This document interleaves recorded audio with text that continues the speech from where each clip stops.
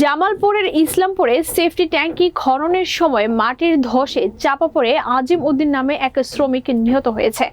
জামালপুর থেকে হেলাল উদ্দিনের পাঠানো প্রতিবেদনে দেখুন বিস্তারিত।